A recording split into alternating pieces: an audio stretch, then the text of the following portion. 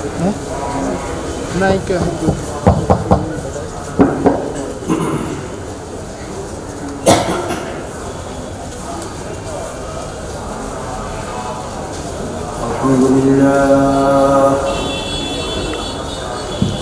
Alhamdulillah nahmaduhu wa nasta'inuhu wa nastaghfiruh wa na'udzu billahi min shururi anfusina man yahdihillahu fala mudilla lahu wa man yudlilhu fala hadiya lahu wa nashhadu an la ilaha illallah wahdahu la sharika lahu ونشهد أن سيدنا ومولانا محمدا عبده ورسوله أرسله بالحق بشيرا ونذيرا وداعيا إلى الله بإذنه وسراجا منيرا اللهم صل على محمد وعلى آل محمد كما صليت على إبراهيم وعلى آل إبراهيم إنك حميد مجيد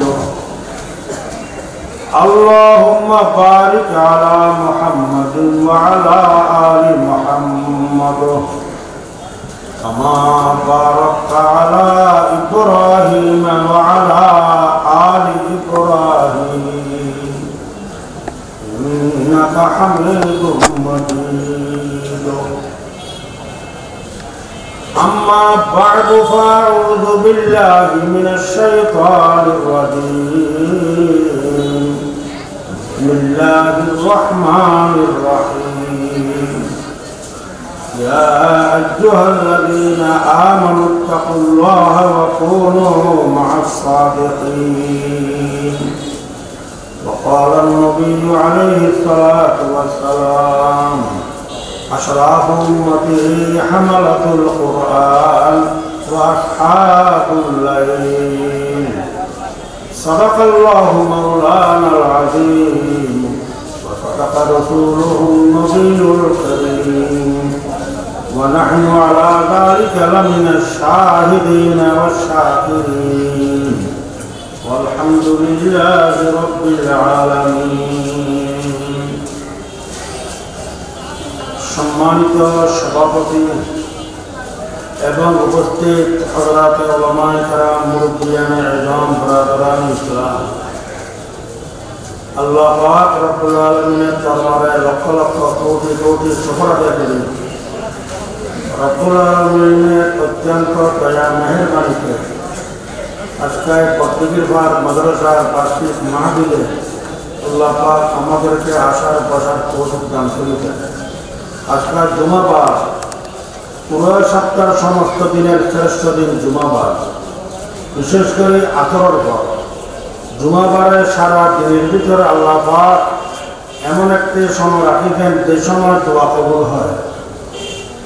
বুজুর্গানে দিন মুহাদ্দিসিনে কেরাম অধিক মুহাদ্দিসিনে কেরামের রায় জুমাবার আসরের নামাজের পর থেকে মাগরিবের নামাজ পর্যন্ত এই সময় দোয়া কবুল হয়, মকবুল সময়। এই মকবুল সময় রব্বুল আলামিন আমাদেরকে আল্লাহর কথা শোনার জন্য, কোরআন হাদিস শোনার জন্য এখানে বসার তৌফিক দান করেছেন। আলহামদুলিল্লাহ। খুতবা এবং দরুদ শরীফ পাঠ করার পর কোরআন কারীম থেকে একটি আয়াত কারিমা তেলাওয়াত করেছি। তারপর নবী করিম সাল্লাল্লাহু আলাইহি ওয়াসাল্লামের অসংখ্য হাদিস থেকে ছোট একটি হাদিস পাঠ করেছি। আল্লাহ পাক তৌফিক দান করিলে অল্প সময়ের মধ্যে কোরআন হাদিস থেকে কিছু আলোচনা করে শেষ করব।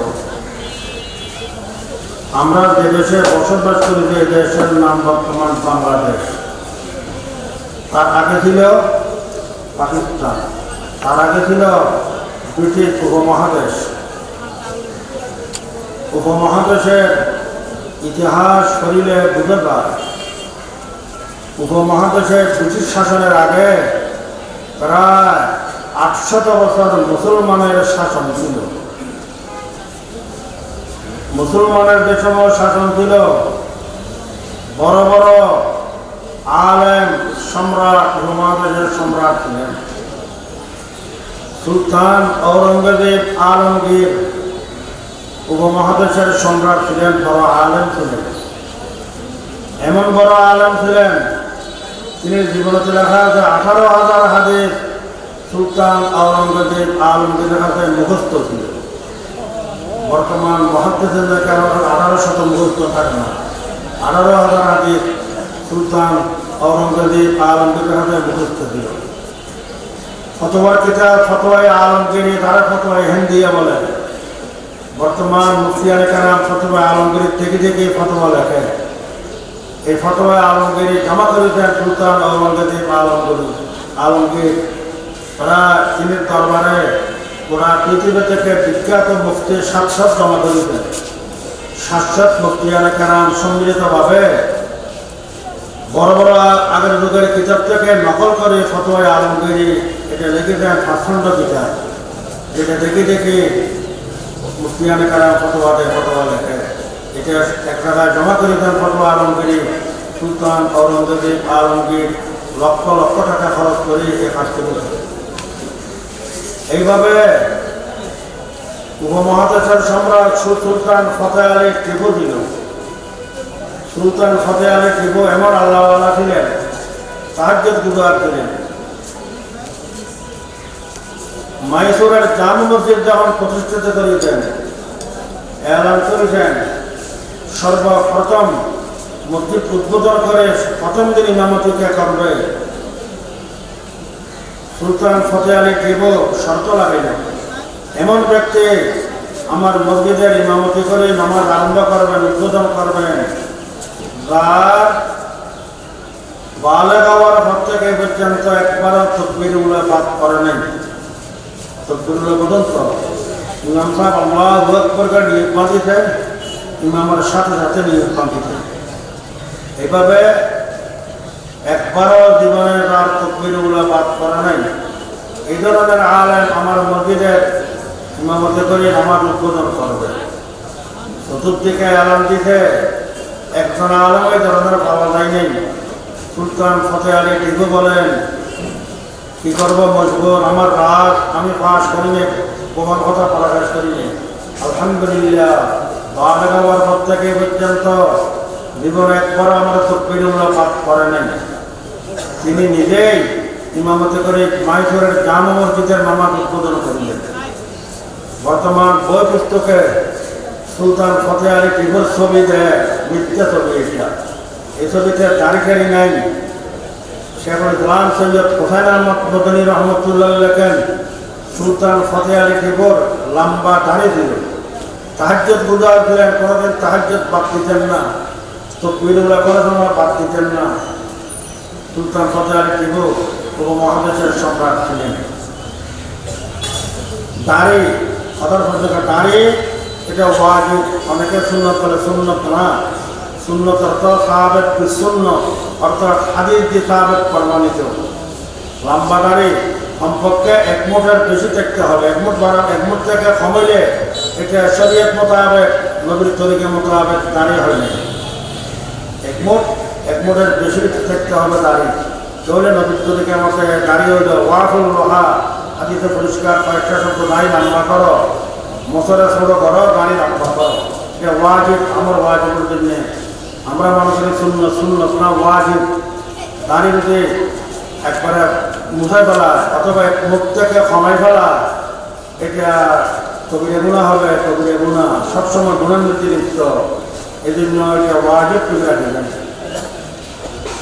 তো উপমহাদেশের সম্রাট আরো বড় বড় আলেম ছিলেন। উপমহাদেশে তখন মুসলমান শাসন আমল ছিল। বাংলার দক্ষিণ সীমায় টেকনাফ, উত্তর সীমায় তেঁতুলিয়া, টেকনাফ থেকে তেঁতুলিয়া পর্যন্ত 80,000 মসজিদ, 80,000 মাদ্রাসা ছিল। প্রত্যেক মসজিদের সাথে সাথে একটি একটি মাদ্রাসা ছিল। ভারতে লক্ষ লক্ষ মসজিদ আর মাদ্রাসা ছিল। উপমহাদেশের ইতিহাস দেখিলে উপমহাদেশে ইসলাম প্রসার হয়েছেন বাইক মুরিদ পীর মুরিদের মাধ্যমে। হযরতে খাজা আজমিরি মঈনুদ্দিন চিশতি রহমতুল্লাহ আলাইহি খাজা ওসমান হারুনের হাতে বাইতে দিলেন। হক্কানি পীরবারা বাইত হওয়ার সাথে সাথে মুরিদকে খেলাফত দেয় না, কিছু সবক দেয় আমল করার জন্য।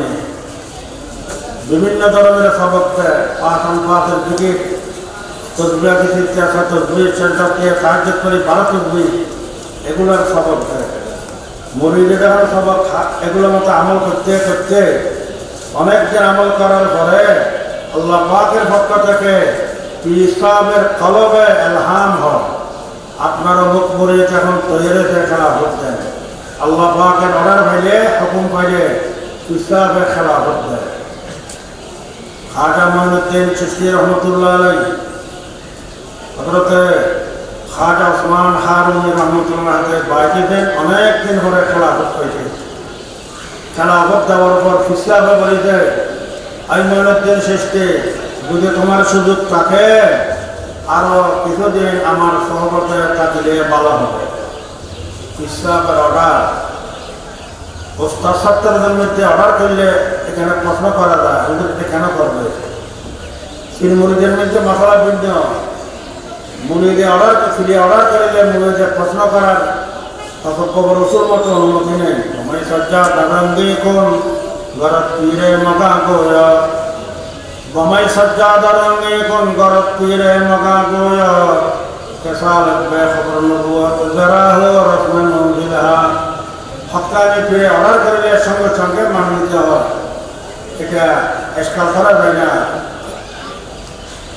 পীর সাহেব অর্ডার করেছে খেলাফত দেওয়ার পরেও আমার সহবত আরো থাকে। যেহেতু নিজের পীর খাজা ওসমান হারুনি রহমতুল্লাহ আলাইহি জীবনে বাধা দিলেন, খাজা মঈনুদ্দিন চিশতি রহমতুল্লাহ আলাইহির সাথে সাথে সহবতে থাকতেন। আরো প্রায় 20 বছর জীবনে বাঁচে দিলেন তিনি পীর খাজা ওসমান হারুনি। এই 20 বছর খাজা মঈনুদ্দিন চিশতি রহমতুল্লাহ আলাইহি পীরের সহবতে দিলেন, সাথে সাথে দিলেন। খেলাফত পাওয়ার পর আরো 20 বছর যে মুরিদ নিজের পীরের সহবত বেশি পায়, এই মুরিদের ভিতরে কামাল, নূর, আল্লাহর ইশক মারফত বেশি হয়। হাকিমুল উম্মত আশরাফ আলী থানভী বলেছেন, মিথ্যা লক্ষ্য করে তু মুকাম্মাল আর কামালে কিস্তি, তু মুজাম্মাল আর জামালে কিস্তি। ও হাকিমুল উম্মত আশরাফ আলী থানভী, তুমি কামাল কোথায় পাইলে, বুজুর্গে কোথায় পাইলা? তু মুকাম্মাল আর কামালে কিস্তি, তু মুজাম্মাল আর জামালে কিস্তি। এই জামাল বুজুর্গে কোথায় পাইলা? নিজকে নিজে প্রশ্ন করে উত্তর দেয়, মন মুকাম্মাল আর কামালে হাদিয়াম, মন মুজাম্মাল আর জামালে হাদিয়াম। আমি আমার উস্তাদ, আমার পীর সৈয়দ তায়েফা হাজী আমদাদুল্লাহ মুহাজির মক্কি রহমতুল্লাহ আলাইহি আশেক ভাইকে দিলাম।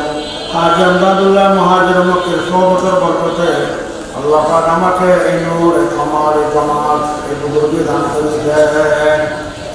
নিজে নিজেকে সামলাতে পারে না, মেলনসুদ মাওলায় রোম কা গোলামে শমসে তিবরি বেনসুদ। আল্লাহ আমার জালালউদ্দিন রুমি বলেন, নিজে নিজে জালালউদ্দিন রুমি কামাল হয় না, বুজুর্গ হইতে পারে না। একজন উস্তাদের দিকে শমসুদ্দিন তিবরিজি রহমতুল্লাহ বাইরে দেন, সবকে হাত করেছেন, আমল করেছেন। শমসুদ্দিন তিবরিজির সহবতের বরকতে আল্লাহ কামাল বানাইছে। নিজে নিজে কামাল হতে পারে না, নিজে নিজে চিনতে পারে না। কোনো কামেল বুজুর্গের সহবতে তাকে কামাল হতে হয়। খাজা মঈনুদ্দিন চিশতি রহমতুল্লাহ আলাইহি খেলাফত পাওয়ার পরেও যেদিকে নিজের খ্রিস্টান ওসমান হারুনি পাশে দিলেন, সহবতে ছিলেন। যার কারণে খাজা মঈনুদ্দিন চিশতি রহমতুল্লাহ আলাইহির চেহারা মধ্যে আল্লাহ পাক পীরের সহবতের বরকত এমন নূর দান করে দেন, পুরো নূর। সৈয়দ আবুল হাসান আলী নদভী রহমতুল্লাহ আলাইহি তারিখে দাওয়াত দিনের কিতাবে লেখে, এই নূরের কারণে খাজা মঈনুদ্দিন চিশতি রহমতুল্লাহ আলাইহি নূরানি চেহারা দেখে 90,000 কাফের কলমা পড়ে মুসলমান হয়েছেন। এই নূরের বরকতে 90,000 কাফের কলমা করে ইসলাম ধর্ম গ্রহণ করেছেন, মুসলমান হয়েছেন।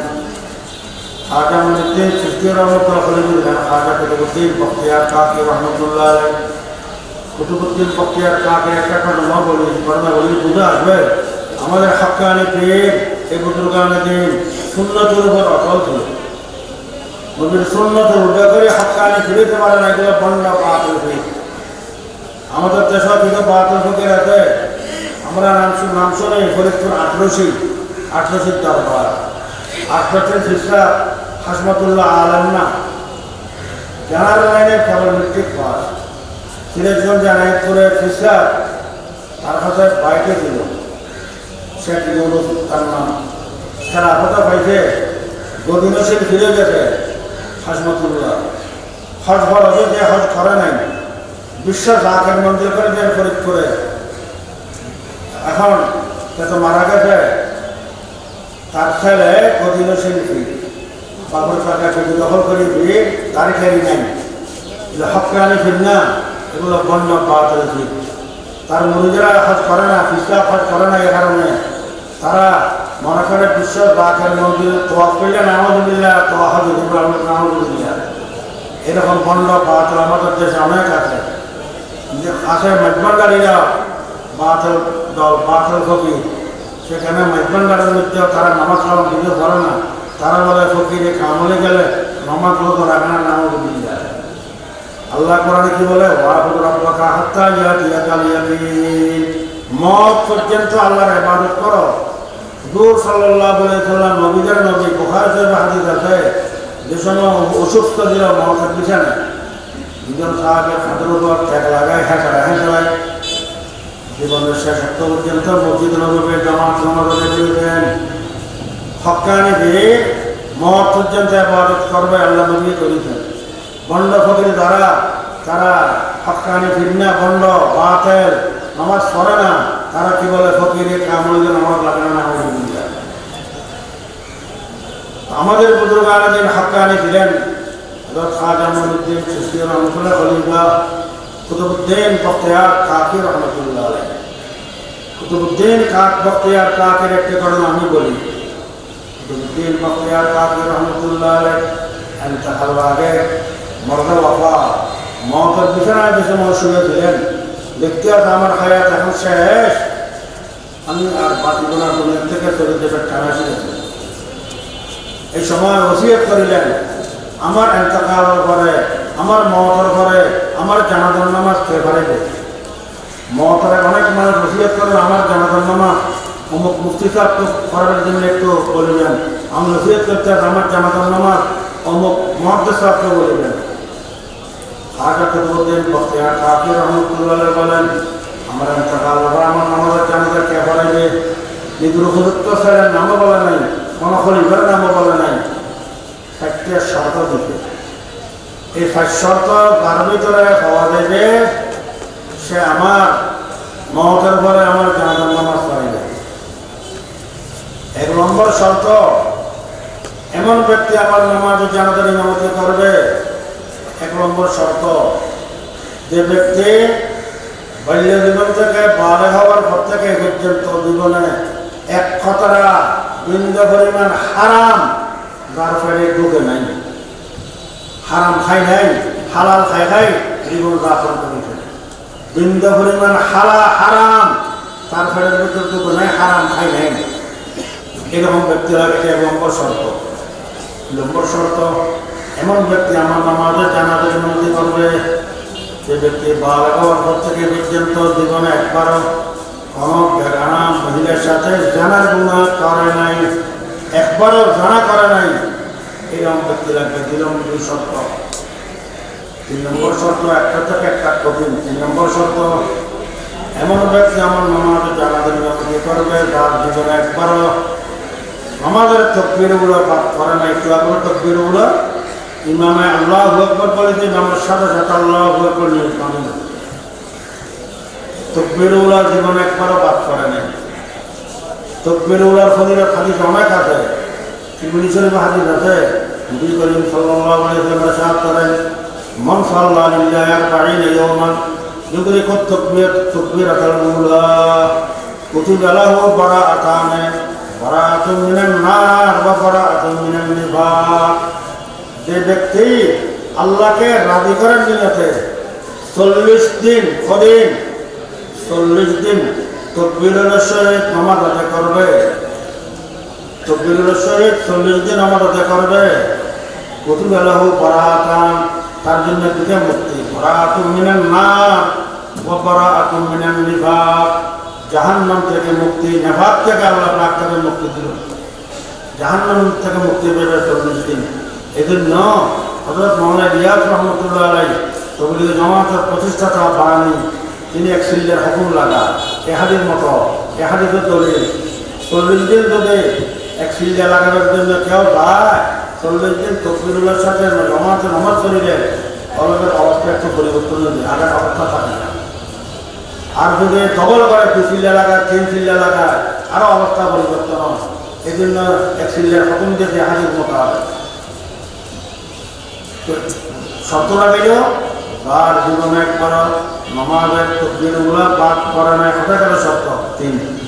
4 নম্বর শর্ত আরো কঠিন। এমন ব্যক্তি আমার ইন্তেকালের পর আমার নামাজের জানাজার ইমামতি করবে, তার বালেগ হওয়ার থেকে পর্যন্ত জীবনে একবারও আসর নামাজের সুন্নত বাদ করে নাই। আসর নামাজের সুন্নত কোন সুন্নতের মুআক্কাদা না, 5 ওয়াক্ত নামাজের সুন্নতের মুআক্কাদা 12 রাকাত, যেমন ফজরের নামাজের আগে ফরজের আগে 2 রাকাত সুন্নতের মুআক্কাদা, যোহরের নামাজের ফরজের আগে 4 রাকাত, ফরজের পরে 2 রাকাত, 2.5 6, ফজরের 2 8 সুন্নতের মুআক্কাদা, মাগরিবের নামাজের ফরজের পরে 2 রাকাত সুন্নতের মুআক্কাদা 8 2 10, এশারের নামাজের ফরজের পরে 2 রাকাত সুন্নতের মুআক্কাদা 10 2 12। এই 12 রাকাত সুন্নতের মুআক্কাদা এগুলোর ফজিলত অনেক বেশি। তিরমিজি শরীফে হাদিস আছে, আম্মা জান আয়েশা সিদ্দিকা রাদিয়াল্লাহু আনহা হাদিস বর্ণিত, যে ব্যক্তি এই 12 রাকাত সুন্নতের মুআক্কাদা সব সময় আদায় করে, এটার উপর মুওয়াজ্জাত ইলতিজাম করে, গুরুত্ব দিয়ে আদায় করবে, তার জন্য জাহান্নামের আগুন হারাম হারাম। সুন্নতের মুআক্কাদার গুরুত্ব আছে, কিন্তু আসরের নামাজের সুন্নতের মুআক্কাদা না, সুন্নতের জায়গাটা নফল। আমরা যদি সুযোগ পাই কোনো সময় 1 রাকাত কোনো সময় 2 রাকাত করি, সুযোগ না থাকিলে করি না, সুন্নতের জায়গা সুন্নতের মুআক্কাদা না, করতে পারলে ভালো। কিন্তু খাজা কুতুবউদ্দিন বখতিয়ার কাকি রহমাতুল্লাহ আলাইহি শর্ত লাগাইল, এমন ব্যক্তি আমার নামাজের জানাজার ইমামতি করবে যার জীবনে একবার কোনো সময় আসরের নামাজের সুন্নত বাদ করে নাই, জীবনে একবারও আসরের নামাজের সুন্নত বাদ করে নাই, এরকম মানুষ তো পাওয়া কঠিন, 1000 একজন 1 লাখ একজন পাওয়াটা কঠিন। এই 60 শর্ত যার ভিতরে পাওয়া যাইবে, ওই ব্যক্তি আমার ইন্তেকালের পরে আমার জানাজার নামাজ ইমামতি করবে। ওসিয়ত করেছেন, কয়েকদিন পরে হযরত খাজা কুতুবউদ্দিন বখতিয়ার কাকি রহমাতুল্লাহ আলাইহি ইন্তেকাল করেন। 60 শর্ত দিল, এই 60 শর্তওয়ালা কোনো আলেম পাইলে সে আমার নামাজে জানাজার ইমামতি করবে, যেটা সুন্নতের খতম বক্তব্যে আসরের সুন্নত পর্যন্ত বাদ জানেন, এরকম লাগবে।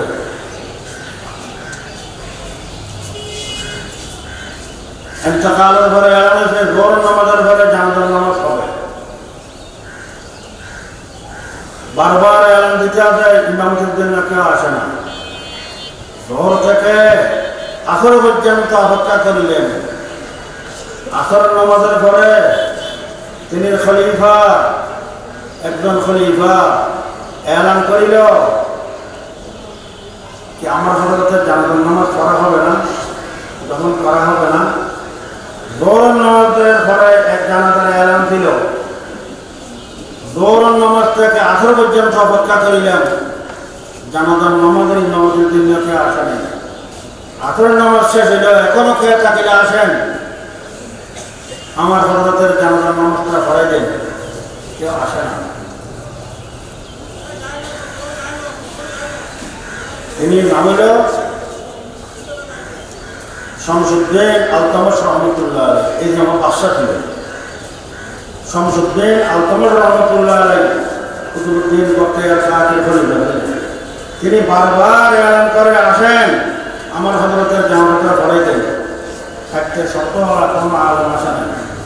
শেষ অবস্থায় শামসুদ্দিন আলতামাশ রহমতুল্লাহ আলাইহি বাদশাহ তিনি খলিফা কুতুবউদ্দিন বখতিয়ার কাকি তিনি বলেন আমি তো আমার গোপন রাজ প্রকাশ করার ইচ্ছা ছিল না, কেউ জানে না আমার আল্লাহ তাআলা আমার রাজ আমার গোপন রাজ কেউ জানে না, কিন্তু আমার খাজা তিস্তা আজকে আমার রাজ প্রকাশ করে দিল। আলহামদুলিল্লাহ আমার হযরতে যে চারটি সত্য বলেছেন সে চার সত্য আমার মধ্যে আছে, হযরতে জানে আমার হিসাব। এক নম্বর সত্য কি ছিল? বালেগ হওয়ার পর থেকে পর্যন্ত একবার এক কথাটা বৃন্দ করে নেন হারাম খাইতেও তার শরীরও করে নাই, এক কথাটা পরিমাণ এক বৃন্দ পরিমাণ হারাম খাই নাই। আলহামদুলিল্লাহ আমি আমার জীবনে এক কথা এক বৃন্দ পরিমাণ হারাম খাইতে পাই নাই, এ পর্যন্ত হালাল খাই খাই আমার জীবন শেষ করে দিই। হারামের বরকত নাই, সুদের টাকা ঘুষের টাকা যেগুলো হারাম এগুলো হারাম বরকত নাই। আমি এখন হারাম এক টাকা এক দিরহামও এক বিন্দু পরিমাণ হারাম আমার শরীরে ঢুকে নাই। বিলম্ব সত্য দিল যে ব্যক্তি জীবনে একবারও কোনো বেগানা মহিলার সাথে জানা করে না। আলহামদুলিল্লাহ আমি একবারও আমার জীবনে কোনো বেগানা মহিলার সাথে জানা করিনি। অসত্য পাওয়া গেল 3 নম্বর শর্ত কি দিল? বালেগ হওয়ার পর থেকে পর্যন্ত একবারও নামাজের তাকবীর বলে তার বাদ পড়ে নাই। আলহামদুলিল্লাহ আমার বালেগ হওয়ার পর থেকে পর্যন্ত জীবনে একবারও আমার নামাজের তাকবীর বলে বাদ পড়ে নাই। অসত্য গেল 3 শর্ত। 4 নম্বর শর্ত দিল যার জীবনে একবারও আসরের নামাজের সুন্নাত বাদ পড়ে নাই। আলহামদুলিল্লাহ আমার আসরের নামাজের সুন্নাত কোনো সময় পর্যন্ত বাদ পড়ে নাই। 4 শর্ত যখন পাওয়া গেল সুলতান শামসুদ্দিন আলতামাশ রহমতুল্লাহ আলাইহি বাদশাহ যুগের কুতুবউদ্দিন বখতিয়ার কাকি রহমতুল্লাহ খলিফা তিনি জানাজার নামাজ পড়াইলেন। জানাজার নামাজ পড়াই সেখানে মাহারুলিয়া জায়গা দিল্লি থেকে দূরাতে যেত, ওখানে খাজা কুতুবউদ্দিন বখতিয়ার কাকি রহমতুল্লাহ আলাইহিকে দখল করেছেন। আমি একবার এখানে দেখি ভারতের সর্বপ্রথম যিনি আলমা হাদিসের ক্লাস দিতেন শাহ আব্দুল্লাহ মুহাদ্দিস দেহলভী রহমতুল্লাহ আলাইহি, তার আগে উপমহাদেশ বিজ্ঞান সরকার ছিল, হাদিস ছিল না। সর্বপ্রথম হাদিসের ক্লাস ধরা আরম্ভ করে দিলেন শাহ আব্দুল্লাহ মুহাদ্দিস দেহলভী রহমতুল্লাহ আলাইহি। মাহারুলিয়া জায়গাটার নাম মাহারুলিয়া, দিল্লি টাউন থেকে অনেক দূরে, নিউ দিল্লি থেকে। ওই মাহারুলিয়া একটা আউলিয়া মসজিদ আছে, নাম আউলিয়া মসজিদের পাশে শাহ আব্দুল্লাহ মুহাদ্দিস দেহলভী রহমতুল্লাহ কবর। আমি আব্দুল্লাহ মুহাদ্দিস দেহলভীর কবরে দেয়ার করতে যাইতে আছি, সবার সঙ্গে ফটো করে মাহারুলিয়াতে খাজা কুতুবউদ্দিন বখতিয়ার কাকি রহমতুল্লাহ আলাইহির কবর। এটার বাইরে দেখা দেখি আমি ঢুকি খাজা কুতুবউদ্দিন বখতিয়ার কাকি রহমতুল্লাহ কবরে দেয়ার করে নিয়ে তো যাই নাই। আমি কিন্তু শাহ আব্দুল্লাহ মুহাদ্দিস দেহলভীর কবরে দেয়ার করা এখানে দেয়ার করে পরে আউলিয়া মসজিদের পাশে হযরতে শাহ আব্দুল্লাহ মুহাদ্দিস দেহলভী রহমতুল্লাহ আলাইহির কবরে দেয়ার করার সুযোগ পাইছি। নিউ দিল্লি থেকে দূরত্ব মাহারুলিয়া জায়গার নাম। তো দেখেন আমাদের ফজলুল দিন আল্লাহ নবীর সুন্নতের উপর কত অটল কত মজবুত। হযরতে জুনায়েদ বাগদাদী রহমতুল্লাহ আলাইহি বুজুর্গ ছিলেন।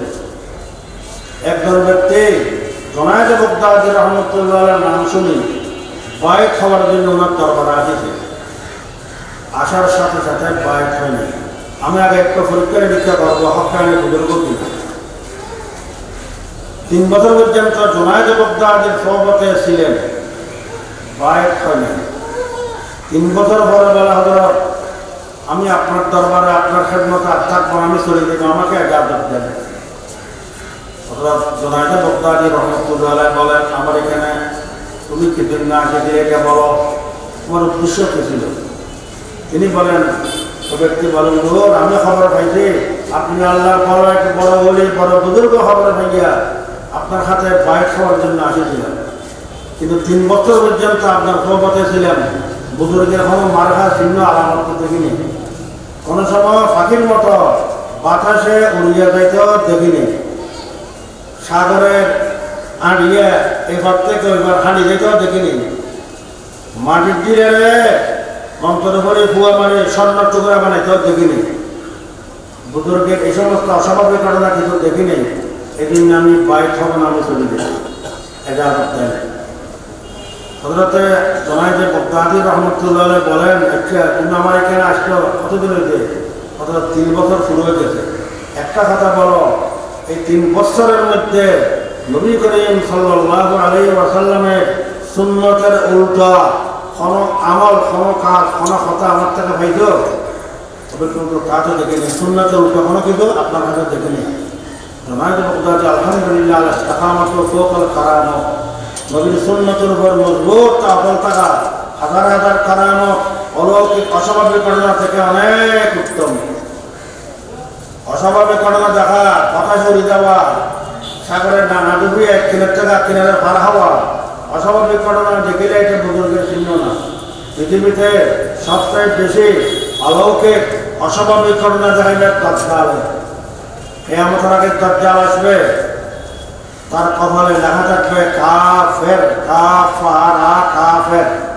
শিক্ষিত অশিক্ষিত দুনিয়াতে সবাই তাকে দেখে চিনতে পারবে, লেখা কাফের করতে পারবে। দাজ্জালকে আল্লাহ পাক এমন এমন অস্বাভাবিক ঘটনা দান করবে, দুনিয়াতে কোনো মানুষকে এটা দান করে না। যখন তখন তলোয়ার নিয়ে একজন মানুষকে দুটুকরা করবে, দুই থেকে দুটুকরা চলে গেল, আবার ডাকিবে জিন্দা যা, আবার দুটো টুকরা লাগে জিন্দা আস আমার সাথে। এইসব এই ধরনের অলৌকিক ঘটনা দুনিয়াতে কেউ দেয় নাই। তার সাথে খোদাই দাবি করবে, আমি আল্লাহ, আমাকে আল্লাহ বলে স্বীকার করো, নইলে আমার সাথে বেশ তোমাদের দুদকও আছে। যে আল্লাহ বলে স্বীকার করবে তারা বেশটা দিব, যে আল্লাহ বলে স্বীকার করবে তারা আমার দুদক ঢুকে দিব। বাস্তবে তার বেশ রেখে দুদক দুদকে বেশ মানুষকে দেখানোর জন্য করিতে 40 দিনে ওরা পৃথিবীতে ভ্রমণ করবে। পৃথিবীর এক অঞ্চল থেকে, কিনার থেকে, প্রান্ত থেকে শেষ পর্যন্ত চতুর্দিকে গোড়া পৃথিবীতে 40 দিনে ভ্রমণ করবে দাজ্জাল। কত অস্বাভাবিক ঘটনা। কিন্তু মক্কা শরীফ, মদিনা শরীফ ঢুকতে পারবে না। মক্কা শরীফ, মদিনা শরীফের ঢুকার রাস্তা শেষ তারা 12,000 থাকবে। মদিনা শরীফের ঢুকার 6টা রাস্তা থাকবে, প্রত্যেক রাস্তা দুজন দুজন ফেরেশতা 12,000 থাকবে। দাজ্জাল মদিনা শরীফে ঢুকার চেষ্টা করবে, ফেরেশতারা তাকে বার করে দিবে, সেখান থেকে চলে দেবে মুলকে শাম সিরিয়াতে। তো পৃথিবীতে সবচেয়ে বেশি অস্বাভাবিক অলৌকিক ঘটনা দেখাবে দাজ্জালের। দাজ্জাল অস্বাভাবিক ঘটনা দেখাকে বুজুর্গ, দাজ্জাল বুজুর্গ নেই, আরে মুসলমান তো না, কাফের কাফের, তার কপালে লেখা থাকবে কাফের। মুলকে শামে যাওয়ার পর সিরিয়া বাবুল নামক জায়গা ঈসা আলাইহিস সালামের আসমান আছে। আল্লাহর কুদরতে কিয়ামতের আগে দুজন ফেরেশতা পাদের উপর করে দামেস্কের জামা মসজিদে পূর্ব মিনারে ফজরের নামাজের টাইমে আসবে। ঈসা আলাইহিস সালাম আসার পরে হযরত ইমাম মাহদীর সাথে ফজরের নামাজ আদায় করবে। মুলকে শাম সিরিয়ার বাবুল নামক জায়গা থেকে তলোয়ার দিয়ে ঈসা আলাইহিস সালাম নিজের হাতে দাজ্জালকে দুটুকরা করে কতল করবে। দাজ্জালকে কতল করবে কে? হযরত ঈসা আলাইহিস সালাম। ঈসা আলাইহিস সালাম দাজ্জালকে কতল করার পরে ইহুদি নসরার সাথে যুদ্ধ হবে, জাহাদ, জাহাদে বিজয় লাভ করবে ঈসা আলাইহিস সালাম। কাফের ইহুদি পাথরের পিছনে লুকে থাকবে হাদিতে। পাথরে আল্লাহ পাথরকে জবান দিবে, পাথরের শিক্ষা দিবে, এই মুসলমান, ইয়া মুসলিম, কোথায় দেখতে আসুন আমার পিছনে ইহুদি লুকাই আছে। মুসলমান তলোয়ারি নিয়ে ইহুদিকে কতল করবে। ইহুদি নসারা দুনিয়াতে থাকবে না, সব খতম হয়ে যাবে। গোটা পৃথিবীতে ঈসা আলাইহিস সালাম কোরআনী আইন বাস্তবায়ন করবে, ইসলামী শাসন কায়েম করবে। এই সময় কোরআনে কারীমে আসহাবে কাহফের ঘটনা আছে। আসহাবে কাহফের যারা মাটি লুকাই আছে, মাটির ভিতরে গুম আছে, কবর থেকে উঠিবে। তারা আগে বিয়ে শাদী করে না, বিয়ে শাদী করবে, ঈসা আলাইহিস সালামের সাথে হজ করবে। ঈসা আলাইহিস সালাম গোটা পৃথিবীতে কোরআনী শাসন, কোরআনী আইন বাস্তবায়ন করবেন। শেষে মদিনা শরীফে ইন্তেকাল করিবেন। হুজুর সাল্লাল্লাহু আলাইহি ওয়াসাল্লাম রওজা পাকে তারা হজে গেছেন, 3টা কবর আছে রওজা পাকে। যার 2 নম্বর তারিখ উপরে লেখা মুহাম্মদুর রাসূলুল্লাহ সাল্লাল্লাহু আলাইহি ওয়াসাল্লাম, রাসূলুল্লাহ সাল্লাল্লাহু আলাইহি ওয়াসাল্লামের কবর। তারপরে তারিখ উপরে খলিফাতুল মুসলিমিন আবু বকর সিদ্দিক রাদিয়াল্লাহু আনহু, হযরত আবু বকর সিদ্দিক রাদিয়াল্লাহু আনহুর কবর। তারপরে খলিফাতুল মুসলিমিন ওমর ইবনে খাত্তাব রাদিয়াল্লাহু আনহু, হযরত ওমর ফারুকের কবর। 3টা কবর এখানে আছে। আরেকটি কবর জায়গা খালি আছে। ঈসা আলাইহিস সালাম মদিনা শরীফে ইন্তেকাল হওয়ার পরে ওই খালি জায়গা ঈসা আলাইহিস সালামকে দাফন করা হবে। কিয়ামতের ময়দানে রওজা পাক থেকে হুজুর আলাইহিস সালামের সাথে হযরত ঈসা আলাইহিস সালাম উঠিয়া হাশরের ময়দানে কিয়ামতের মাঠে যাবে। যেদিন সমস্ত মানুষ কবর থেকে উঠে, অনেক জায়গায় এক জায়গায় 60টা কবর আছে, কবরের উপর কবর, সব মানুষ কবর থেকে উঠে কিয়ামতের ময়দানে আল্লাহর দরবারে যাবে। আমাদের পুরো জীবনের হিসাব কিতাব সব হাশরের ময়দানে দিতে হবে। আসলে একদিন হাশরের ময়দানে সব মানুষ যেতে হবে, কেউ না যাইয়া পারিবে না। এমন ময়দান হবে কিয়ামতের ময়দান, এই আসমান এই জমিন থাকবে না, পাহাড় পর্বত থাকবে না। আমাদের দেশে যে নদী নাহার, আমাদের বাংলাদেশে বড় বড় ফ্যাক্টরি খণ্ডগুলি, মেঘনা, যমুনা, পদ্মা, অন্যান্য নদী, পুকুর, এগুলো থাকবে না, পাহাড় পর্বত থাকবে না। গোটা পৃথিবীকে আল্লাহ পাক সমতল বানিয়ে দিবে। কোনো সাগর এগুলো থাকবে না, গোটা পৃথিবী সমতল বানাই। কিয়ামতের ময়দানে সমস্ত মানুষ ওখানে জমা হবে, সমস্ত নবীরও জমা হবে। 1,24,000 নবীরগুলো থাকবে, সমস্ত নবীর উম্মত থাকবে, আমাদের নবীও থাকবে, মুহাম্মদ রাসূলুল্লাহ সাল্লাল্লাহু আলাইহি ওয়াসাল্লাম উম্মত থাকবে। কিয়ামতের ময়দানে সব মানুষ হিসাব কিতাব দিতে হবে। মানুষেরা দেখবে আল্লাহ পাক ওদের খুব গোসা। সমস্ত মানুষ পরামর্শ করে বলবে, আল্লাহ পাক জমিন তো তামার মতো গরম, এখন তোমরা হযরত আদম আলাইহিস সালামের দরবারে যে সুপারিশের দরখাস্ত করো। আদম আলাইহিস সালামকে বলবো, আপনি তো মানব জাতির পাপ দেখতে আছেন, আমরা কত কষ্ট কাজ, আমাদের জন্য আল্লাহর দরবারে একটু সুপারিশ করেন। আদম আলাইহিস সালাম বলবে, আল্লাহ কেমন গোসা, এরকম কোনো সময় হয় নাই, আমি আল্লাহর দরবারে সুপারিশ করতে পারবো না। তোমরা হযরত নূহ আলাইহিস সালামের দরবারে করো। সমস্ত মানুষ নূহ আলাইহিস সালামের দরবারে সুপারিশের দরখাস্ত করবে। ভাই নূহ আলাইহিস সালাম, আপনি আমাদের জন্য একটা সুপারিশ করেন আল্লাহর দরবারে। নূহ আলাইহিস সালামের উত্তর দিবেন, আল্লাহ এমন গোসা, কোনো সময় গোসা হয় না, আর হবে না, আমি সুপারিশ করতে পারবো না। তোমরা সব হযরত ইব্রাহিম আলাইহিস সালামের দরবারে দরখাস্ত করো। সমস্ত মানুষ ইব্রাহিম আলাইহিস সালামের দরবারে সুপারিশের দরখাস্ত করবে। ইব্রাহিম আলাইহিস সালাম উত্তর দেবে, আমি আল্লাহর দরবারে সুপারিশ করতে পারবো না, তোমরা সব মূসা আলাইহিস সালামের দরবারে যাও। সমস্ত মানুষ মূসা আলাইহিস সালামের হাতে দরখাস্ত করবে। মূসা আলাইহিস সালাম উত্তর দিবে, আল্লাহ পাক আর কেমন গোসা, এই গোসা কোনো সময় হয় নাই, হবে না, আমি সুপারিশ করতে পারবো না। তোমরা সব ঈসা আলাইহিস সালামের দরবারে যাও। সমস্ত মানুষ ঈসা আলাইহিস সালামের দরবারে দরখাস্ত করবে। ঈসা আলাইহিস সালাম উত্তর দিবে, ঈসা আলাইহিস সালাম বলবে, তোমরা সর্বশেষ নবী, শ্রেষ্ঠ নবী, নবীদের নবী মুহাম্মদুর রাসূলুল্লাহ সাল্লাল্লাহু আলাইহি ওয়াসাল্লামের দরবারে সুপারিশের দরখাস্ত করো। সমস্ত উম্মত মুহাম্মদুর রাসূলুল্লাহ সাল্লাল্লাহু আলাইহি ওয়াসাল্লামের দরবারে যায়, সুপারিশের দরখাস্ত করবে। হুজুর সাল্লাল্লাহু আলাইহি ওয়াসাল্লাম সজদাতে পড়ে থাকবে, সজদাতে পড়ে কাঁদিবে, কাঁদে কাঁদে বলবে, ইয়া আল্লাহ, উম্মতি উম্মতি, আমার উম্মতকে জাহান্নাম থেকে আল্লাহ তুমি মুক্তি দান করো। আল্লাহ পাক রব্বুল আলামিন জিবরিল ফেরেশতাকে পাঠাইলেন মুহাম্মদুর রাসূলুল্লাহ সাল্লাল্লাহু আলাইহি ওয়াসাল্লামের দরবারে। জিবরিল ফেরেশতা বললেন, ইয়া মুহাম্মদ, ইরফা রাসা, মাথা উঠো, আল্লাহর দরবারে সুপারিশ করো, আল্লাহ পাক তোমার সুপারিশ কবুল করবে। হুজুর সাল্লাল্লাহু আলাইহি ওয়াসাল্লাম মাথা উঠে, আল্লাহ আদম সেটা ঈসা নবী নফসি পুকারেঙ্গে সবই, आदम से था ईसा नबी, नफ्स पुकारेंगे सभी, बोलेंगे सबके उम्मती, अहमद नबी साहिब कसम। आदम अलैहिस्सलाम থেকে ঈসা আলাইহিসসালাম পর্যন্ত হুজুর সাল্লাল্লাহু আলাইহি ঈসা আলাইহিসসালামের পরামর্শ নবী আসেন। সমস্ত নবী নফসি নফসি বলবে, আমার কোনো বলে আসা, আমি নিজকে থাকলে বাঁচাইব আমার চিন্তা।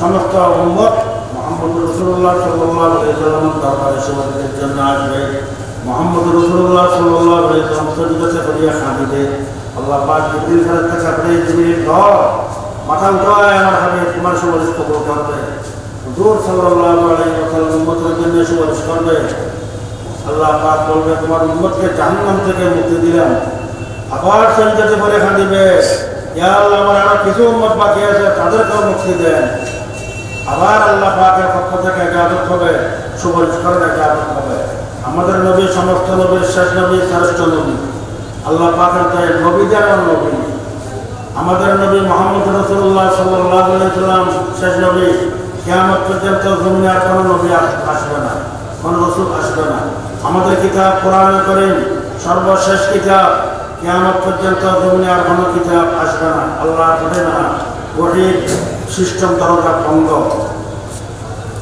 হুজুর সাল্লাল্লাহু আলাইহি ওয়াসাল্লাম সমস্ত নবীদেরকে যাতে আলাম দিতেন আমাদের নবী মুহাম্মদ রাসূলুল্লাহ সাল্লাল্লাহু আলাইহি ওয়াসাল্লামকে এই সমস্ত আলাম দিতেন আরো বেশি দিতেন ওহিতে আল্লাহ বলিনা আগে আল্লাহ নবী বলেন আগের পরে সমস্ত নবীকে যত আলাম দিয়েছে সব আলাম আমাকে দান করেছেন সমস্ত নবীকে যত অলৌকিক অস্বাভাবিক ঘটনা মর্যাদা দান করেছেন মুহাম্মদ রাসূলুল্লাহ সাল্লাল্লাহু আলাইহি ওয়াসাল্লামকে সব দান করেছেন আর অনেক অনেক বেশি দান করেছেন ফাকান নবীজিন ফি খলকিন ওয়া ফি খুলুকি ওয়া লাম ইউদানু ফি ইলমিন ওয়া লা কারামি কুল্লুহুম মিন রাসূলিল্লাহি মুতামিসুন ফরমান মিনাল বাহরি আও কাশফাম মিনাল ইয়ামি আমাদের নবী সমস্ত নবীদের উপরে উঠতে এলামে টুকরোকে সব কিছুতে আমাদের নবীর এলাম এত বেশি সমস্ত নবীরা দরখাস্ত করবে ইয়া আল্লাহর হাবিব সর্বশেষ নবী আপনার এলামের সাগর থেকে আমাদেরকে এক কথা দান করেন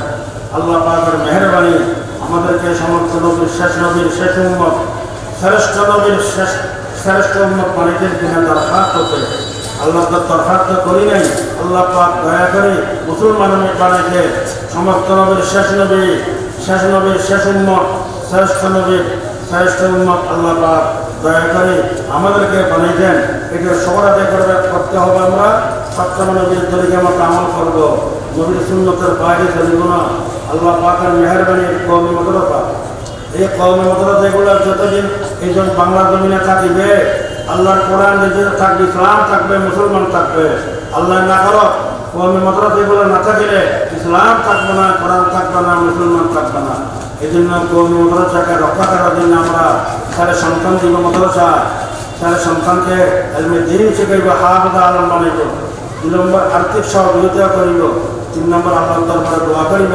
আল্লাহ পাক এই কওমি মাদ্রাসাগুলো দেশে হেফাজত করেন কওমি মাদ্রাসা থাকলে যতদিন থাকে এদেশে ইসলাম থাকবে মুসলমান থাকবে কোরআন থাকবে আল্লাহ আমাদেরকে দ্বীনি মাদ্রাসা খেদমত করার সহযোগিতা করার তৌফিক দান করুন ওয়া আখিরু দাওয়ানা আলহামদুলিল্লাহি রাব্বিল আলামিন মগজুর আমার বেশি সময় নেই সুতরাং নামাজের জন্য আমরা প্রস্তুতি গ্রহণ করি